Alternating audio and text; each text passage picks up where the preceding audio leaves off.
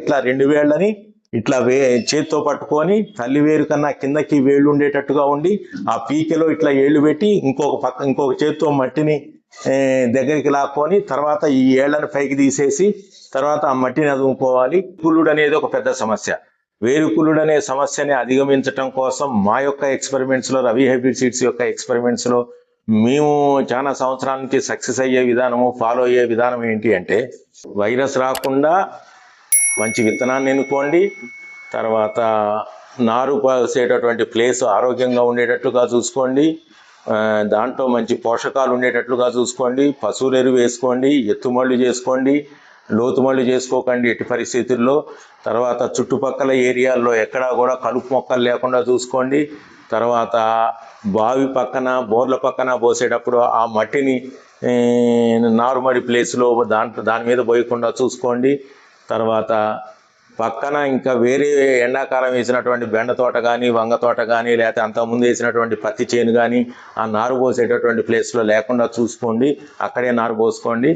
నారుమడి దశలో మీరు రసం పీల్చే పురుగు రాకుండా జాగ్రత్తలు తీసుకోండి. నేను చెప్పే సూచన ఏంటి అంటే, నారుమడి దశలోనే మీరు మొక్కకి బాగా బెట్టను తట్టుకోగలిగే శక్తినిచ్చి, బాగా దాని కాడని బాగా గట్టిపడనిచ్చి, మీరు 25 రోజుల తర్వాత రైతు సోదరులకు రవి హైబ్రిడ్ సీడ్స్ తరఫున Mannepalli Ravi, managing director, Ravi hybrid seeds, నేను మీకు నారుమడి యాజమాన్యం గురించి ఈ వీడియో ద్వారా మీకు కొన్ని సూచనలు చేయదలుచుకున్నాను.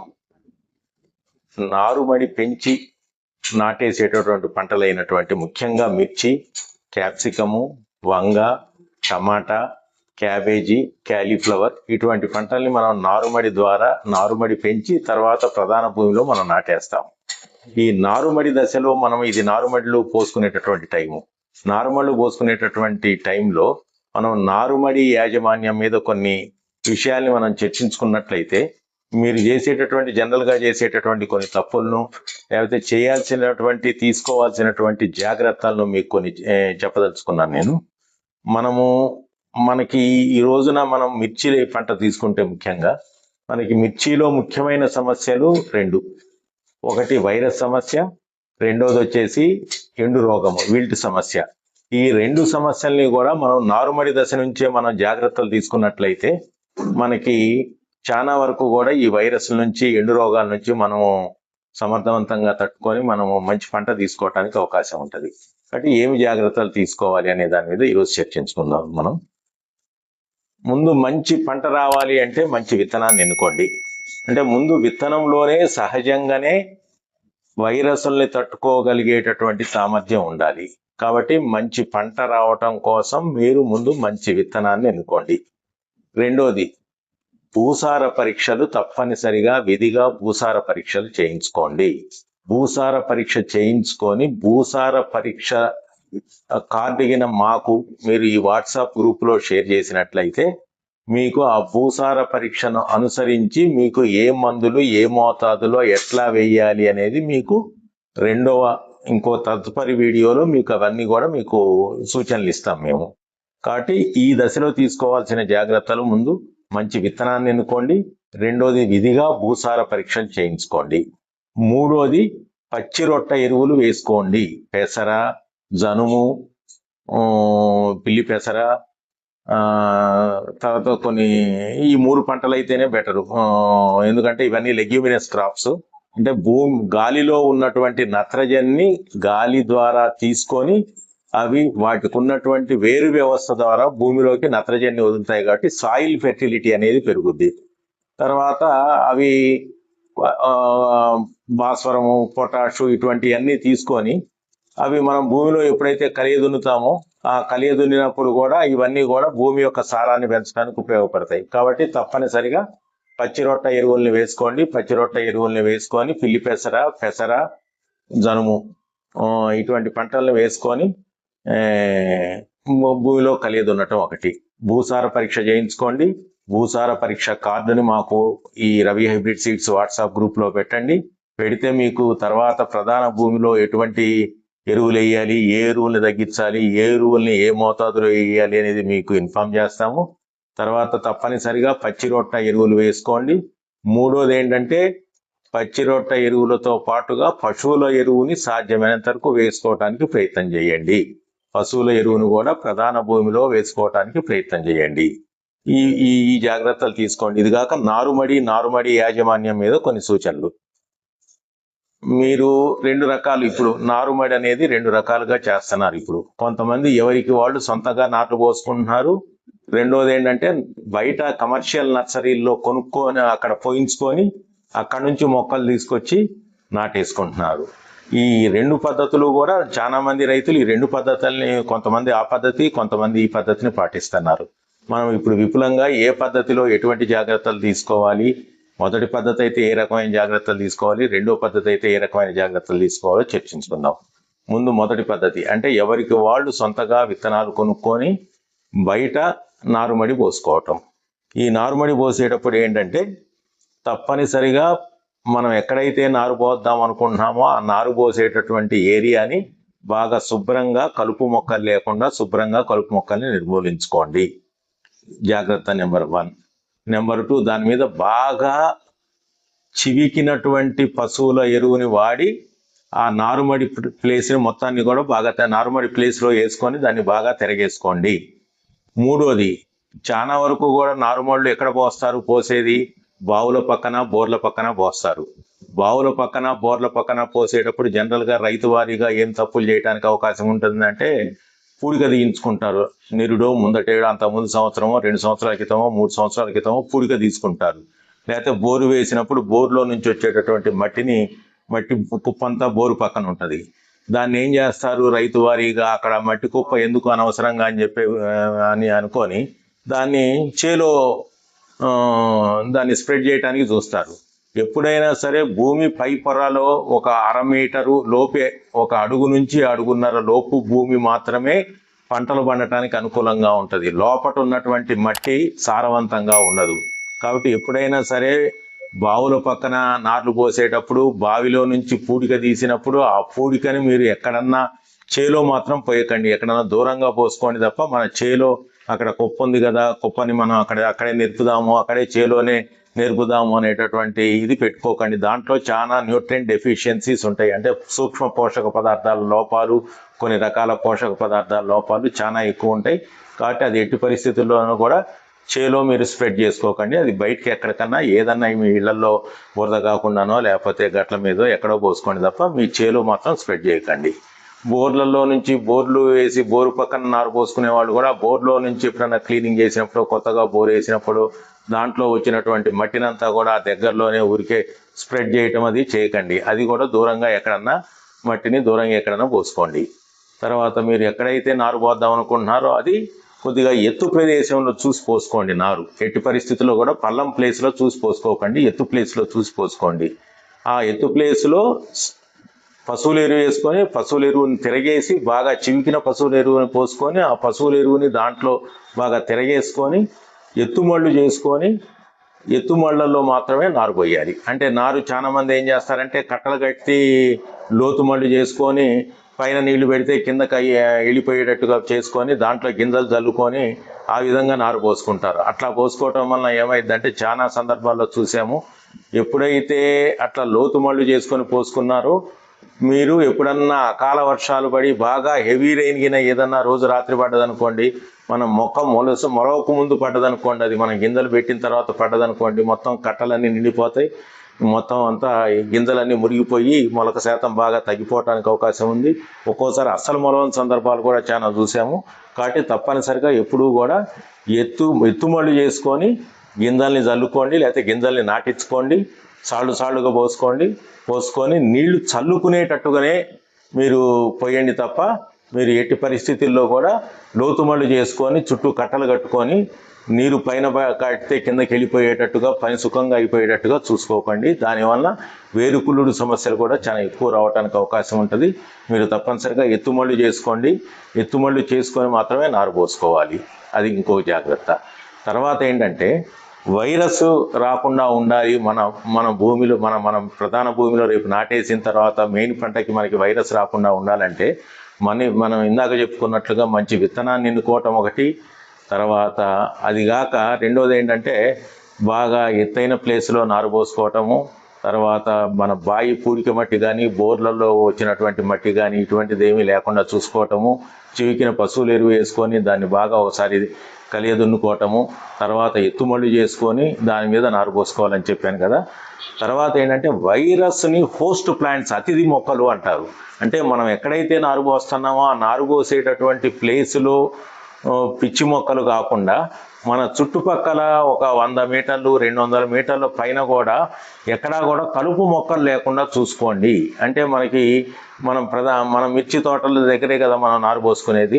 ఆ మిర్చి తోటల దగ్గర ఏంటంటే మనము పంట తీసేసిన తర్వాత ఆ వైరస్ కారక క్రిములన్నీ లేకపోతే నల్లి లాంటి సమస్యలు ఇటువంటివన్నీ కూడా ఆ పిచ్చి మొక్కల మీద ఆశ్రయం పొంది ఎండాకాలం మొత్తము దాని మీద ఆశ్రయం తీసుకొని అవి సర్వైవ్ అవి రక్షించుకోబడి రేపు మనం మిర్చి పంట నారు పోసిన తర్వాత ఎమ్మటే ఆ నారు మీదకి అవి వ్యాప్తి చెందడానికి అవకాశం ఉంటుంది.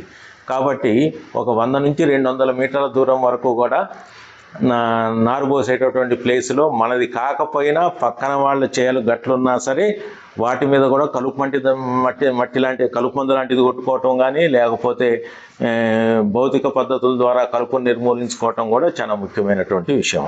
అట్లా కలుపుని నిర్మూలించుకున్నట్లయితే వైరస్ కారక క్రిములు ఉన్నటువంటి అతిథి మొక్కలు ఉన్నటువంటి మొక్కల్ని మనం నిర్మూలించుకున్నట్లయితే వైరస్ స్ప్రెడ్ అనేది తగ్గడానికి అవకాశం ఉంటుంది.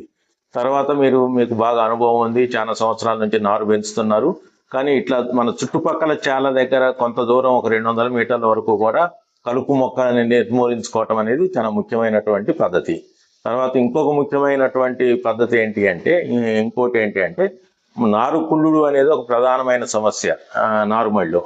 దానికి ఏంటంటే మెటలాక్సిల్ ప్లస్ మ్యాంకోజెబ్ అనే మందు దొరుకుతుంది మనకి.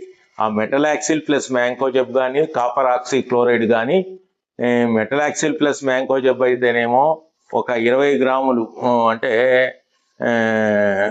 అంటే మనం దుక్కిలో కూడా పోసుకోవచ్చు మనం, లేకపోతే మనం నాటేసిన తర్వాత అయినా సరే మనము ట్రెంచింగ్ చేసుకోవాలి. మెటలాక్సిల్ ప్లస్ మ్యాంకోజెబ్ కానీ లేకపోతే రియోమిల్ కానీ మనం సాయిల్ డ్రెంచింగ్ చేసుకున్నట్లయితే నారు పోసిన తర్వాత నారు మొలిసిన తర్వాత మనం డ్రెంచింగ్ చేసుకున్నట్లయితే మనకి ఈ నారు కుళ్ళుడు అనే సమస్య రాకుండా ఉంటుంది. తర్వాత ఇంకొక ముఖ్యమైన జాగ్రత్త ఏంటంటే నారుమడి దశలో మనం ఎంత జాగ్రత్త తీసుకుంటే మన ప్రధాన పంట రేపు తక్కువ తెగుళ్లతోటి ఎక్కువ దిగుబడి రావడానికి అవకాశం ఉంటుంది. కాబట్టి ఎట్టి పరిస్థితుల్లోనూ కూడా ప్రధాన పంట ఆరోగ్యంగా ఉండాలి అంటే నారుమడి దశలో మనం ఎంత జాగ్రత్తలు తీసుకుంటాం అనేది చాలా ముఖ్యమైన విషయం. కాబట్టి మీరు నారుమడి దశలో మొక్కకి అనేది రసం పీల్చే పురుగు రాకుండా చూసుకోవాలి. అతి ముఖ్యమైనటువంటి జాగ్రత్త రసం పీల్చే పురుగు రాకుండా చూసుకోవాలి. కాబట్టి రైతు సోదరులందరికీ కూడా నేను చెప్పదలుచుకున్నది ఏంటంటే మీరు నారుమడి దశలో మీరు ఎట్టి పరిస్థితుల్లోనూ కూడా రసం పీల్చే పురుగు అనేది రాకుండా చూసుకోండి. చుట్టుపక్కల కూడా రసం పీల్చే పురుగులు సపోజ్ బెండ తోట వేస్తారు ఎవరో దగ్గరలో, దాని దగ్గరలో మీరు నారు పోస్తారు, లేకపోతే పక్కన ఎవరో వంగ తోట వేస్తారు, దాని పక్కన మీరు నారు పోస్తారు. ఆ నారు పోసినప్పుడు ఏంటంటే ఆ తెల్లదోమ అనేది ఆ వంగ తోటలో ఉంటుంది. ఆ వంగ తోట నుంచి వచ్చేసి మన దీని మీద దానికి రసం పీల్చేసి వైరస్ కారక క్రిముల్ని మన నార్మల్లోనే ఇంజెక్ట్ చేయడానికి అవకాశం ఉంటుంది. లేదు పక్కన ఏదన్నా అంతకుముందు పత్తి పంట ఉంటుంది, ఆ పత్తి పంట మీద ఎక్కడన్నా చెట్టు మిగిలిపోతాయి. ఆ చెట్టు మిగిలిపోయినప్పుడు దాని మీద తెల్లదోమ కానీ పేనుబంక కానీ ఇటువంటివి ఉంటాయి. మనం రేపు ఇక్కడ నారు పోసిన తర్వాత మన దగ్గర ఇక్కడ పచ్చదనం కనపడుద్ది కాబట్టి దాని మీద నుంచి మళ్ళీ దీని మీదకి వచ్చేసి ఆ పేనుబంక కానీ ఆ తెల్లదోమలు కానీ దీని మీద వచ్చి రసం పీల్చడానికి అవకాశం ఉంటుంది. కాబట్టి బయట ప్లేసుల్లో బహిరంగ ప్రదేశాల్లో నారు పోసేటప్పుడు అతి ముఖ్యమైన జాగ్రత్త ఏంటి అంటే తప్పనిసరిగా ఆ చుట్టుపక్కల ఏరియాల్లో ముందు సంవత్సరం ఉన్నటువంటి పంట దగ్గరలో లేకుండా చూసుకోవటం, పిచ్చి మొక్కలు కొన్ని ఉంటే ఆ దగ్గరలో లేకుండా చూసుకోవటం అనేది ఒక ముఖ్యమైన జాగ్రత్త. తర్వాత నారుమడి దశలో పీరియాడికల్గా రసం పీల్చే పురుగులు రాకుండా మందులు కొట్టుకొని నారుని ఆరోగ్యంగా ఉంచుకోవటం అనేది చాలా ముఖ్యమైనటువంటి స్టెప్. తర్వాత నాటేసేటప్పుడు కూడా మీరు నారు వంగకుండా నాటేయాలి. ఆ నారు వంగకుండా నాటేయటము, తల్లివేరు అనేది వంగకుండా నాటేయటము ఎట్లా అనేది నేను మళ్ళీ వివరిస్తాను మీకు.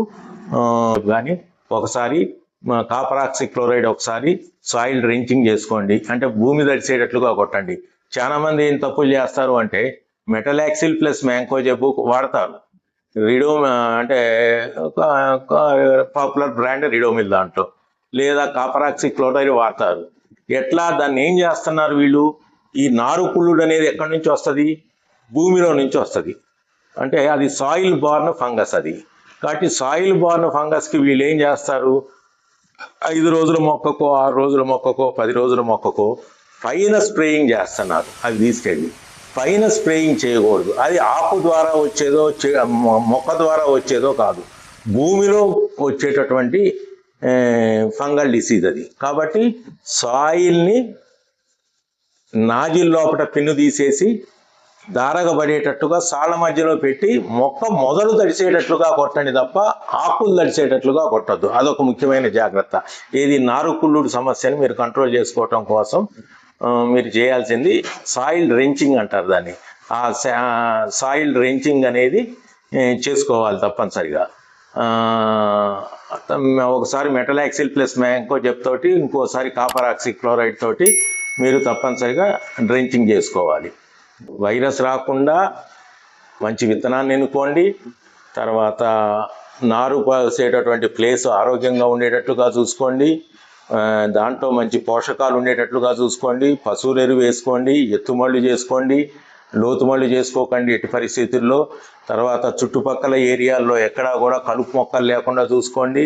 తర్వాత బావి పక్కన బోర్ల పక్కన పోసేటప్పుడు ఆ మట్టిని నారుమడి ప్లేస్లో దాని మీద పోయకుండా చూసుకోండి. తర్వాత పక్కన ఇంకా వేరే ఎండాకాలం వేసినటువంటి బెండ తోట కానీ వంగ తోట కానీ లేకపోతే అంతకుముందు వేసినటువంటి పత్తి చేను కానీ ఆ నారు పోసేటటువంటి ప్లేస్లో లేకుండా చూసుకోండి. అక్కడే నారు పోసుకోండి. నారుమడి దశలో మీరు రసం పీల్చే పురుగు రాకుండా జాగ్రత్తలు తీసుకోండి. ఈ 3 జాగ్రత్తలు తీసుకోండి. ప్రధాన పంటలో మీకు చాలా వరకు వైరస్లు తగ్గడానికి అవకాశం ఉంటుంది. ఇంకోటి ఏంటంటే చాలా మందికి వేరుకుళ్ళుడు అనేది ఒక పెద్ద సమస్య. వేరుకుళ్ళుడు అనే సమస్యని అధిగమించటం కోసం మా యొక్క ఎక్స్పెరిమెంట్స్లో, రవి హైబ్రిడ్ సీడ్స్ యొక్క ఎక్స్పెరిమెంట్స్లో మేము చాలా సంవత్సరాల నుంచి సక్సెస్ అయ్యే విధానము, ఫాలో అయ్యే విధానం ఏంటి అంటే, ఇప్పుడు మీరు సుమారుగా 45 రోజుల మొక్క నాటేస్తారు. ఈ 45 రోజుల మొక్క నాటేసేటప్పుడు 45 రోజుల మొక్క నాటేస్తే మంచిది. దానికి సరిపోను వేరు వ్యవస్థ ఉంటుంది. మొక్క సరిపోను ఆరోగ్యంగా, సరిపోను ఎత్తులో నాటేయటానికి మంచి అనుకూలంగా ఉంటుంది. ఈ వేసేటప్పుడు ఏం చేస్తారంటే జనరల్గా మేము సూచించే విధానం ఏంటి అంటే 20-25 రోజుల తరువాత 4 నుంచి 5 ఆకులు వచ్చిన తరువాత మొక్కకి వేరు వ్యవస్థ ఒక మాదిరిగా వచ్చిన తర్వాత 25 రోజుల తరువాత మీరు 25 రోజుల వరకు ఎండల్ని బట్టి, ఎండ ఉధృతిని బట్టి, వాతావరణాన్ని బట్టి రోజుకొకసారి కానీ పొద్దున సాయంత్రం కూడా ఒక్కోసారి నీళ్లు చల్లుతారు. మీరు మొక్క 20-25 రోజుల తర్వాత కొద్దిగా వేరు వ్యవస్థ డెవలప్ అయిన తర్వాత 4-5 ఆకులు వచ్చిన తర్వాత మీరు ఏం చేస్తారంటే రెండు రోజులు పూర్తిగా నీళ్లు కొట్టడం ఆఫ్ చేసేయండి మొక్కకి. ఎప్పుడు అంటే మనకి సిమ్టమ్ ఏంటి అంటే సాయంత్రం పూట 4 గంటప్పుడు కూడా మొక్క వడబడ్డట్టుగా ఉండాలి. అటువంటప్పుడు మళ్ళీ నీళ్లు కొట్టడం మొదలు పెట్టండి. మళ్ళీ ఒక 2 రోజులు పూర్తిగా నీళ్లు పెట్టడం ఆఫ్ చేసేయండి. మళ్ళీ మొక్క సాయంత్రం పూట 4 గంటప్పుడు వడబడుతుంది, 4 గంటప్పుడు కూడా అనుకున్నప్పుడు మళ్ళీ నీళ్లు కొట్టండి. అట్లా ఒక 2 సార్లు కానీ 3 సార్లు కానీ నారుమడి దశలోనే మొక్కకి గడ్డు పరిస్థితులను తట్టుకునేటటువంటి శక్తిని కల్పించినట్లయితే మనము మొక్క కాడ వ్యవస్థ అనేది, కాడ అనేది చాలా గట్టిపడి రేపు మనం ప్రధాన భూమిలో నాటేసినప్పుడు ఒకటి కాలర్ రాట్ అనేది తక్కువ వస్తుంది. రెండోది రేపు చేలో నాటేసిన తర్వాత కూడా విల్ట్ సమస్య, ఎండు రోగం అనేది బాగా తక్కువ రావడానికి అవకాశం ఉంటుంది. కాబట్టి నేను చెప్పే సూచన ఏంటి అంటే నారుమడి దశలోనే మీరు మొక్కకి బాగా బెట్టను తట్టుకోగలిగే శక్తినిచ్చి, బాగా దాని కాడని బాగా గట్టిపడనిచ్చి మీరు 25 రోజుల తర్వాత మీరు 10-15 రోజుల మొక్కని వడబెట్టారనుకోండి, మొక్క మొత్తం చచ్చిపోద్ది. అట్లా కాకుండా 4 నుంచి 5 ఆకులు వచ్చిన తర్వాత వేరు వ్యవస్థ ఒక మాదిరిగా వచ్చిన తర్వాత చెట్టు మొక్క అనేది ఒక బెత్తెడు పైన ఎత్తొచ్చి కొద్దిగా కాడ ఒక మాదిరి గట్టిపడుతుంది. అంటే గట్టిపడదు అప్పుడే అనుకున్నప్పుడు ముందు ఒక రోజున ఎండబెట్టండి. తర్వాత సాయంత్రం పూట వడబడేటప్పుడు మళ్ళీ నీళ్లు కొట్టండి. ఇంకోసారి 2 రోజులు వడబెట్టండి. సాయంత్రం పూట వడబడుతున్నప్పుడు మళ్ళీ నీళ్లు పెట్టండి. ఇంకోసారి 2.5 పూటలు 3 పూటలు అక్కడ ఉన్నటువంటి పరిస్థితిని బట్టి మీరు నిర్ణయం తీసుకొని అట్లా మొక్కకి నారుమడి దశలోనే ప్రతికూల పరిస్థితుల్ని తట్టుకోగలిగేటట్లుగా తయారు చేయగలిగితే మీకు చాలా వరకు ఈ విల్ట్ సమస్యలు అనేది రాకుండా ఉంటాయి. ఇది మీరు భూమి మీద నారు పోసేటటువంటి రైతులు తీసుకోవాల్సినటువంటి జాగ్రత్తలు. తర్వాత మీరు నర్సరీల్లో నారు కొండి పోస్తున్నారు చాలా వరకు. నర్సరీల్లో నారు తీసుకునేటప్పుడు మీరు తీసుకోవాల్సిన జాగ్రత్తలు ఏంటి అంటే, తప్పనిసరిగా మనం ఏ నర్సరీ అయితే ఎన్నుకుంటున్నామో ఆ నర్సరీకి చుట్టూ 40 మెష్ ఉండాల్సిందే. 40 మెష్ లేకుండా చుట్టూ 50% షేడ్ నెట్ అని ఉంటుంది. ఆ 50% షేడ్ నెట్ ఉండకూడదు. వైట్ మెష్ ఉండాలి. దోమతెర లాంటిది బాగా దగ్గర కన్నాలు లేకుండా ఉండేటటువంటిది, బాగా దగ్గరగా అల్లినటువంటి నెట్ ఉన్నటువంటి ఇదే కావాలి తప్పనిసరిగా. 40 మెష్ చుట్టూ 40 మెష్ ఉండాలి. ఎందుకంటే లోపల రసం పీల్చే పురుగు ఉండకూడదు, వెళ్ళకూడదు లోపలికి. తర్వాత రెండోది, బాగా మెయింటైన్ చేసే నర్సరీని మాత్రమే ఎన్నుకోండి. లోపల కలుపు మొక్కలు ఇటువంటివన్నీ ఉన్నట్లయితే మీకు వైరస్లు రావడానికి అవకాశం ఉంటుంది. తర్వాత ఈ నర్సరీలో మీరు ఎటువంటి నర్సరీని ఎన్నుకోవాలి అంటే, తప్పనిసరిగా అంతకుముందు సీజన్లో ఎట్టి పరిస్థితుల్లోనూ కూడా ఆ నర్సరీలో క్యాప్సికమ్ కానీ, మిర్చి కానీ, టమాటా కానీ, వంగ కానీ ఇటువంటి పంటలు ఏమీ వేసి ఉండకూడదు ఆ నర్సరీలో. ఆ నర్సరీలో కూడా వీటన్నిటిని సోలనేషియస్ ఫ్యామిలీ అంటారు. అంటే టమాటా కానీ, క్యాప్సికమ్ కానీ, వంగ కానీ ఇవన్నీ కూడా సోలనేషియస్ ఫ్యామిలీ. ఈ సోలనేషియస్ ఫ్యామిలీ కొంతమంది ఏం చేస్తారంటే, నర్సరీ అయిపోయిన తర్వాత ఖాళీగా ఉంచడం ఎందుకు నర్సరీ అని చెప్పేసి వాళ్ళకు కూడా అవగాహన లేక ఏం చేస్తారు, వాళ్ళు దాంట్లో ఏదో ఒక పంట వేద్దామని చెప్పేసి దాంట్లో టమాటా వేయటమో, వంగ తోట వేయటమో, క్యాప్సికమ్ వేయటమో చేస్తారు. కాబట్టి నర్సరీ సోదరులకు కూడా నా యొక్క విన్నపం ఏమంటే, మీరు ఎట్టి పరిస్థితుల్లో కూడా మీరు నర్సరీ అయిపోయిన తర్వాత దాన్ని పూర్తిగా నర్సరీని తీసేసి సన్లైట్కి ఎక్స్పోజ్ చేసి మీరు తప్పనిసరిగా దాన్ని ఎక్స్పోజ్ చేసి ఉంచడం వల్ల వైరస్ కారక క్రిములన్నీ కూడా చచ్చిపోయి మీకు తర్వాత నర్సరీ చాలా ఆరోగ్యంగా రావడానికి అవకాశం ఉంటుంది. మీరు ఏదన్నా ఇంకా కుకుంబర్ లాంటిది వేస్తే కొంతవరకు నయం, అది కూడా వేయకుండా ఉండటమే చాలా మంచిది. కుకుంబర్ లాంటిది వేయకుండా, అసలు ఏ పంట వేయకుండా ఎక్స్పోజ్ చేయటం చాలా మంచిది. ఇంకా క్యాప్సికమ్ లాంటిది, వంగ లాంటిది, టమాటా లాంటిది, మిర్చి లాంటిది అయితే ఎట్టి పరిస్థితుల్లో వేయకూడదు ఆ నర్సరీలో. తర్వాత మళ్ళీ మీరు మిర్చి నర్సరీ వేయకూడదు దాంట్లో. కాబట్టి మీరు రైతు సోదరులకు కూడా నేను చెప్పేది ఏంటంటే, అంతకుముందు మీరు ఏ నర్సరీలో అయితే తీసుకుంటున్నారో దాంట్లో అంతకుముందు 1 నెల ముందు, 2 నెలల ముందు, 3 నెలల ముందు టమాటా, క్యాప్సికమో, మిర్చియో వేసి పంట వేసి ఉండి మీరు మళ్ళీ మిర్చి నారు దాంట్లో పోయించి మీరు ఆ నర్సరీ నుంచి తీసుకున్నట్లయితే మీకు తెగుళ్ళు రావడానికి చాలా ఎక్కువ అవకాశం ఉంటుంది. కాబట్టి మీరు ఎట్టి పరిస్థితుల్లో కూడా అటువంటి నర్సరీని చూస్ చేసుకోకండి. నర్సరీ సోదరులకు కూడా మీకు అవగాహన లేక మీరు దీని యొక్క దీర్ఘకాలిక ప్రభావం ఎట్లా ఉంటుంది అనేది మీకు అవగాహన లేక మీరు కూడా కొన్ని చోట్ల సాగు చేస్తున్నారు. మీరు ఎవరు కూడా దాంట్లో సాగు చేయడానికి వీలు లేదు, అట్లా సాగు చేయకూడదు కూడా ఎట్టి పరిస్థితుల్లో. అటువంటి నర్సరీనే మీరు చూస్ చేసుకోండి. తర్వాత చుట్టూ కూడా 40 మెష్ ఉండాల్సిందే, ఎట్టి పరిస్థితుల్లో కూడా 40 మెష్ ఉండాల్సిందే నర్సరీ చుట్టూ. తర్వాత దానికి ఎక్కడ చినుగులు కానీ, ఎక్కడ చినిగిపోవటం కానీ, ఎక్కడి నుంచి కూడా రసం పీల్చే పురుగు రాకుండా ఉండేటట్టుగా చూసుకోండి. కొన్ని చోట్ల ఏం చేస్తున్నారంటే 50% షేడ్ నెట్ బాగా వలలాగా ఉండేటటువంటి ఇది దాని చుట్టూ కడుతున్నారు. దానివల్ల ఉపయోగం లేదు. షేడ్ నెట్ మనం నర్సరీ పెంచి రసం పీల్చే పురుగు రాకుండా మనం కాపాడుకోలేనప్పుడు మనం నర్సరీలో మనం నారు పెంచుకొని ఉపయోగం లేదు. కాబట్టి చుట్టూ 40 మెష్ ఉండాల్సిందే. తర్వాత ఎక్కడా కూడా లోపలికి రసం పీల్చే పురుగు రాకుండా ఉండేటట్లుగా ఇది చేసుకోవాలి. తర్వాత మూడోది ఏంటంటే, అంతకుముందు ఏం పంట వేసి ఉండకూడదు. తర్వాత నర్సరీ సోదరులకు కూడా నా విన్నపం ఏమంటే, మీరు నారుమడి దశలో మీరు ఎంత మంచి నారు ఇవ్వగలిగితే మీకు అంత మంచి పేరు వస్తుంది, రైతుకు కూడా అంత మంచి ఆదాయం రావడానికి అవకాశం ఉంది. రైతుకి ఎప్పుడైతే మంచి ఆదాయం వచ్చిందో మనకు కూడా దాని మీద రైతు మీద ఆధారపడ్డటువంటి మనందరికీ కూడా మంచి భవిష్యత్తు ఉండటానికి అవకాశం ఉంది. కాబట్టి మీరు కూడా నారుమడి దశలో మీరు ఎట్టి పరిస్థితుల్లోనూ కూడా రసం పీల్చే పురుగు రాకుండా మంచిగా మీరు నారు పెంచి రైతులకు అందిస్తారని ఆశిస్తున్నాను. తర్వాత ఎన్ని రోజులు నారు వేయాలి అనేది కూడా ఒక ముఖ్యమైన సమస్య. తప్పనిసరిగా 40 నుంచి 45 రోజుల నారు వేయటానికే చూడండి సాధ్యమైనంత వరకు. 40 నుంచి 45 రోజులు నారు వేసుకున్నట్లయితే అది చాలా ఆరోగ్యంగా ఉండటానికి అవకాశం ఉంటుంది. మన ప్రధాన పంట ఎక్కువ దిగుబడి రావడానికి అవకాశం ఉంటుంది. ఎప్పుడన్నా తప్పని పరిస్థితుల్లో మనం 60 రోజులు 65 రోజులు నారు వేసుకోవాలి అనుకున్నప్పుడు మనము కొద్దిగా మొక్కల సాంద్రతను పెంచుకోవాలి. తర్వాత తల్లి వేరు వంగకుండా నాటేసుకోవాలి. ఈ జాగ్రత్తలు తప్పనిసరిగా తీసుకోండి. తర్వాత నాటేసే విధానం కూడా చాలా మంది రైతులు చాలా తప్పు చేస్తున్నారు. నాటేసే విధానం కూడా మన చేలో మన వైరస్లు రావడానికి ముఖ్యమైన కారణము. కాబట్టి ఎప్పుడైనా సరే నాటు వేసే విధానం కూడా చాలా జాగ్రత్తగా వేయాలి. మీరు 40 నుంచి 45 రోజులు నారు వేసుకున్నట్లయితే చాలా వరకు నాటు వేసేటప్పుడు ఇబ్బందులు రాకుండా ఉంటాయి. మీరు నాటు వేసే విధానం ఎట్లా అనేది నేను మీకు ఒకసారి ఎక్స్ప్లెయిన్ చేయదలుచుకున్నాను. సపోజ్ ఇది మొక్క అనుకోండి, మీరు ఇది తల్లి వేరు, ఇంకా ఎక్కువ వేర్లతో ఉంటుంది. లేదు, ఇది ఒక మొక్క తీసుకోండి, ఇది తల్లి వేరు. మనము మీరు 30 అంగుళాలు 30 అంగుళాలు అచ్చు పెడుతున్నారు. రెండు పక్కల ఎక్కడైతే కత్తెరలాగా ఉంటుందో ఆ కత్తెర ప్లేస్లో ముందు మగవాళ్ళను పెట్టించి పీకెలు కొడతారు. ఆ పీకెలు కొట్టించండి తప్పనిసరిగా. పీకెలు కొట్టించి ఆడవాళ్లతోటి ఎట్లా వేయిస్తారు మొక్క అంటే ఇట్లా 2 వేళ్ళు ఇట్లా పెట్టించండి. మీరు నాటేసేటప్పుడు కొద్దిగా ఎక్కువ మంది కూలి వాళ్ళు పెట్టినా సరే మనకి ఇది చాలా ముఖ్యమైనటువంటి స్టెప్. మగవాళ్ళు పీకెలు కొట్టుకుంటా వెళ్తారు, ఒక బ్యాచ్ ఆడవాళ్ళు మొక్కలు వేసుకుంటా వెళ్తారు. ఒక్కొక్క పీకె దగ్గర ఒక్కొక్క మొక్క వేసుకుంటా వెళ్తారు.